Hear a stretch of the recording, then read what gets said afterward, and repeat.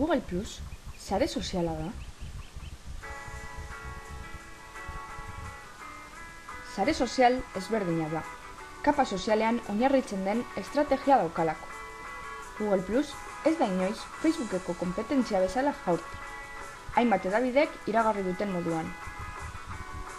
Google Plus ez da produktu berri bat. Horregatik, kapa sozial moduan agertzen da. Beste zerbitzu batzuk bertaratzen dituelako. Adibidez, YouTube edo Gmail. Googleeko zerbitzu multzoaren 2.0, bertsioaren ezaugarri berri bat da. Moduren batean, Googleek modu eraginkorrean aprobetxatu ditu sare sozialen fenomenoa. Google Plus sare sozial erakargarria eta intuitiboa da. Baina horretaz gain, bestelako Google zerbitzuak indartzeko erabiltzen du tresna hau.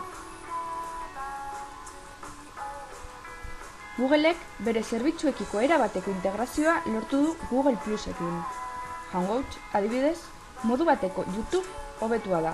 Beraz, sare sozialak gehitutako balioa erazten die Googleeko beste zerbitzuei.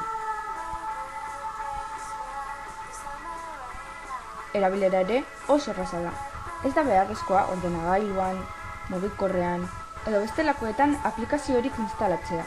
Nabigatzailetik bertatik burutzen dira zerbitzu ezberdinak.